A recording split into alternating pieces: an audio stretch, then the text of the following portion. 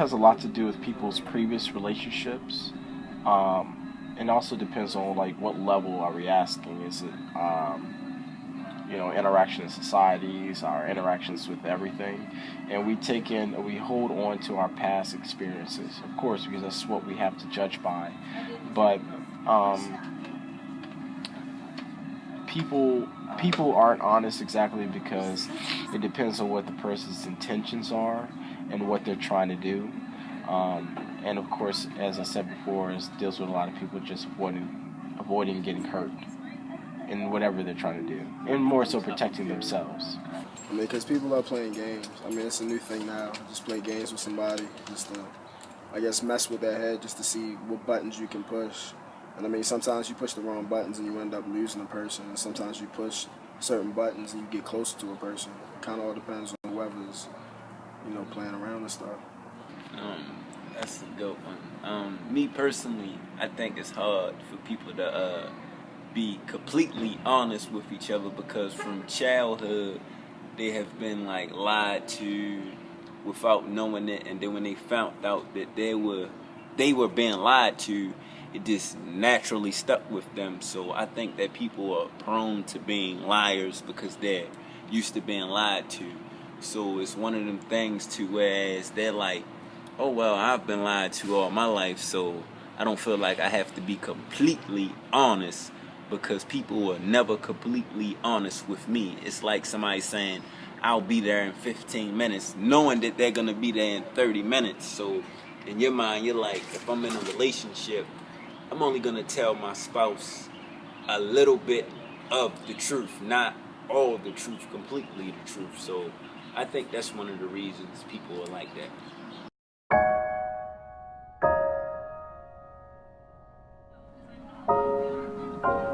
People tend to put themselves in a box.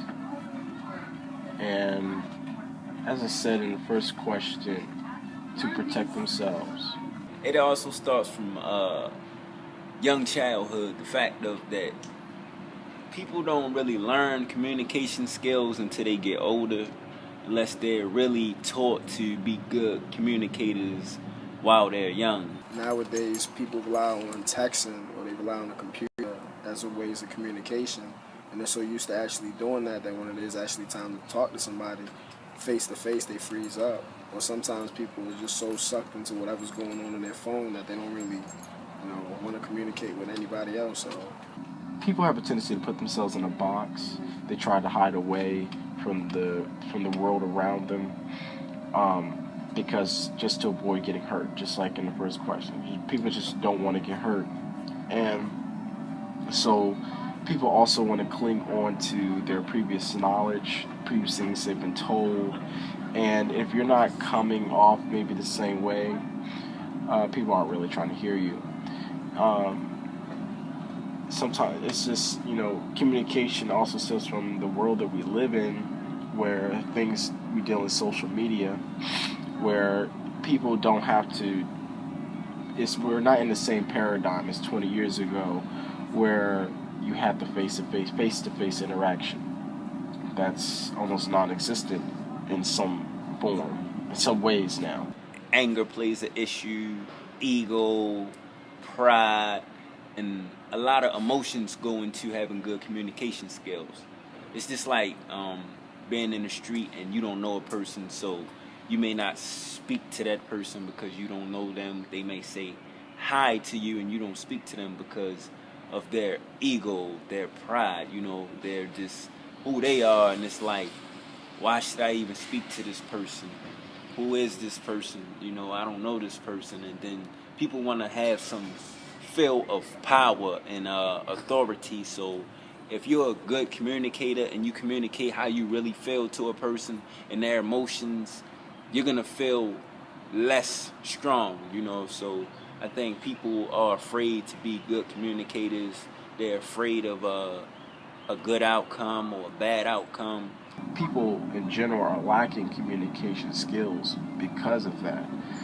And it's like we almost become numb to the world that we live in as well. And that plays a major role, into that.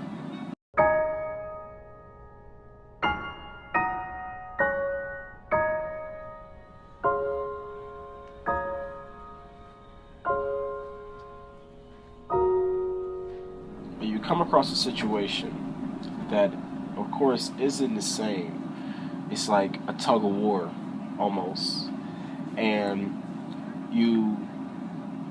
it's like you step out and you're like, oh man, this is great, this is new, but then it's like, what if? Like, what if what if such and such might hurt me? What if this situation might hurt me? Probably because nobody really wants to care to learn, period. I mean, people are stuck in their own ways. People are just selfish nowadays. Nobody really cares about learning. It's survival of the fittest out here. If you're not consistent in learning anything in life, then you will never know the full extent of what it is that you're learning. So in relationships, a lot of people are different. They say what opposites attract. So if opposites attract, shouldn't that mean because you're different than that person, you should be willing and open to learn from them? Like, it just makes sense. Like, that person knows how to handle financial situations.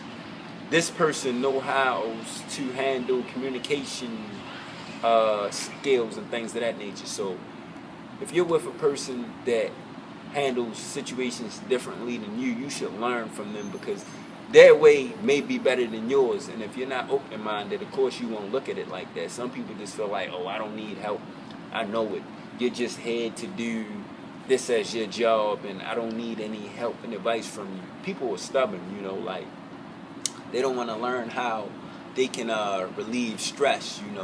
Some people might smoke, other people might meditate. But if you're a smoker and you've been doing that for years, of course you're going to be like, oh, I don't want to learn a new way. This is the way I've been doing it. So who cares what they say? I'm doing it my way. So people don't want to learn nothing new. So of course they're not going to be consistent in learning.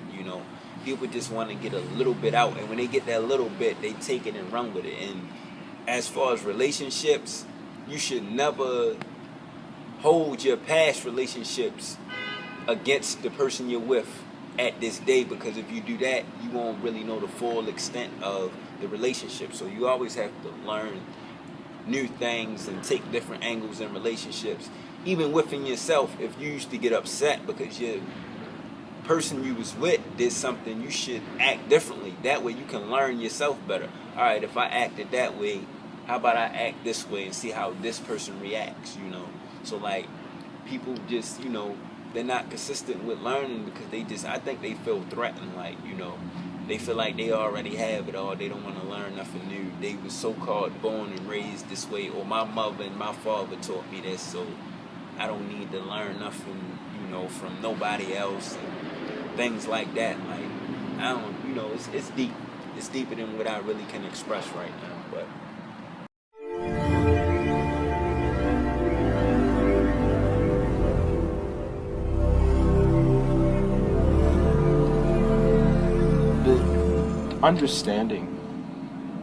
Just understanding each other, the person that the person that you're dealing with, and people also being humble.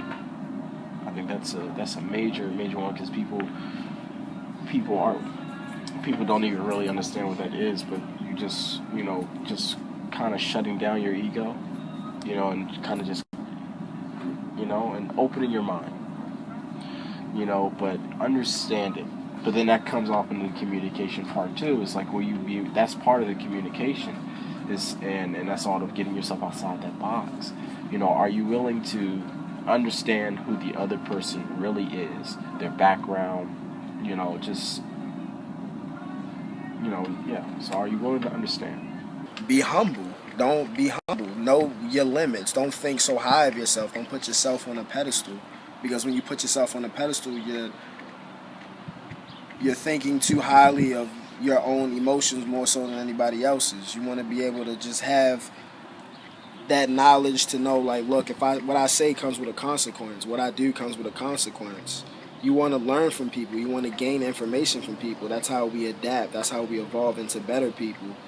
And to be consistent, you want to maintain that structure of just being humble. You don't want to think of somebody else as being of a lower level than you. You want to just see that person as an equal, because we're all equals at the end of the day. We came from nothing and we're going to die with nothing. You can have all the money in the world, but you're gonna still die poor. You can't bury the money with you. I mean, sure, you could be a millionaire, but I mean, you can't be buried with that money. I mean, yeah, you can be buried with the money. Somebody can just write you a check and throw it in the grave. That's it. I feel like you just got to be humble about it and just know that it's more to life than just yourself. That's what it is. If you're not honest, you don't have good communication skills, because good communication skills will make you honest. And if you're not willing to learn about being honest and having good communication skills, then you will never be a good learner, because that's all a part of being a good communicator, an honest person, and a consistent learner. So work on them three and your relationship should be better. You may not be suitable for each other, but you won't know unless you're honest and you communicate, and then you will learn about the truth and the flaws in the relationship.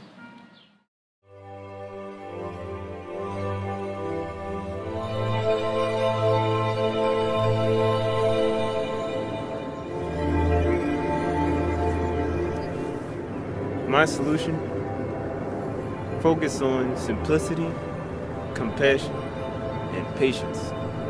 Those are the three keys to progress in life.